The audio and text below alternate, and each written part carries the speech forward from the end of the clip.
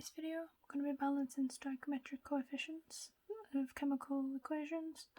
So the conservation of matter means during a chemical reaction no element is created or destroyed.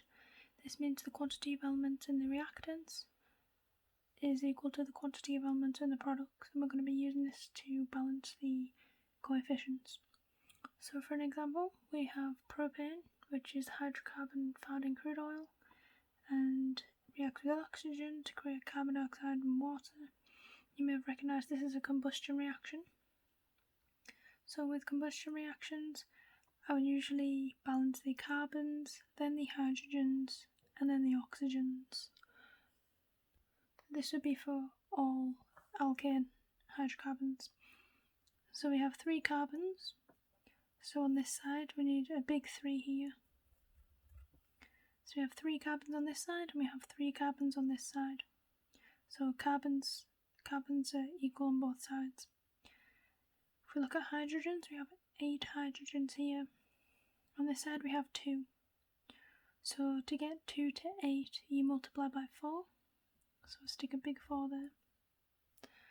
So we have 8 hydrogens here and 4 times 2 hydrogens, which is 8 hydrogens. So then we'll balance the oxygen. So we'll start on the right hand side, since on the left this reactant only concerns oxygen. So on this side we have 3 times 2, so 6 oxygens. And then on this side we have 4 times 1, so 4 oxygens. 6 plus 4 is 10. This has a small 2 here because oxygen is a diatomic molecule. So 10 divided by 2 is 5. So if we check again, we have 5 times 2, which is 10. 10 oxygens here. 3 times 2 is 6. And 4 times 1 is 4. 6 plus 4 is 10. So we've just balanced that equation. If we do another example, we have carbon dioxide plus water gives you a compound and oxygen. So you may have noticed if you study biology, this is actually the equation for photosynthesis. So this compound here is glucose, C6H12O6. Photosynthesis, basically plants take in carbon dioxide and water, do some chemical reactions, there's 2 stages, and then converts to glucose, which is usually converted to sucrose for a plant, and oxygen, the air that we can breathe in. So if we balance it, we have 6 carbons here. So on this side we put a big 6. 6 carbons here, 6 carbons here.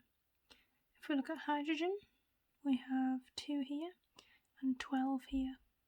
So if we put a big 6 here, we have 12 hydrogens. 6 times 2 is 12, 12 hydrogens. Then we look at oxygens. So 6 times 2 is 12. 12 oxygens. 6 times 1 is 6. 6 oxygens. If we look on the right hand side, we have 6 oxygens here. And of course we have a diatomic oxygen here. So to balance the oxygens on both sides, we have 6. And then we have 12 here. So we need a 6 here as well. So 6 times 2 is 12. So we have a total of 18 oxygens on this side and 18 oxygens on this side. If we look at the next example, we have glucose converted to ethanol and carbon dioxide. So this is actually a fermentation process where yeast ferment glucose to form ethanol and carbon dioxide. It's used in beer industry and also to make bread. So if we look at the hydrogens, we have 12 hydrogens on this side, and on this side we have 6 hydrogens, right? 5 and 1 here. So to balance the hydrogens, we add a 2. So 12 hydrogens and 12 hydrogens here. If we look at the carbons now, we have 6 on this side, so we have 1, 2 and 3 here. So to balance out the carbons, we would need 1, 2, 3, 4, so we need 2 here. Because we have 6 carbons here, 2 times 2 is 4, 4 carbons, and 2 carbons. 4 plus 2 is 6. Now if we look and count the oxygens, we have 6 oxygens here, we have 2 here, and we have 2 times 2, which equals 4 here.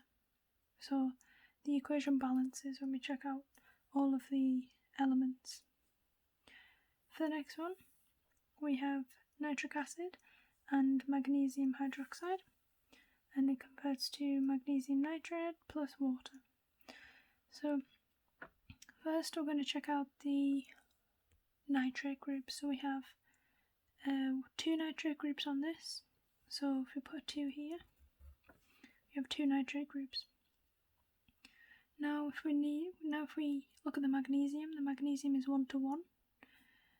So if we look at the hydrogens and oxygens, so we have 2 hydrogens here and 2 hydrogens here. So 4 hydrogens and 6 oxygen here and 2 oxygen here. So 8 oxygens. However, we've already taken into account the nitrate groups with this big 2 here. So we only need to work out the hydrogen and oxygens that need to be taken into account with this water. So if we discount the oxygen here, we have 2 hydrogens here and 2 hydrogens here, so 4 hydrogens, and then we have 2 oxygens here, because we've taken into account this oxygen here.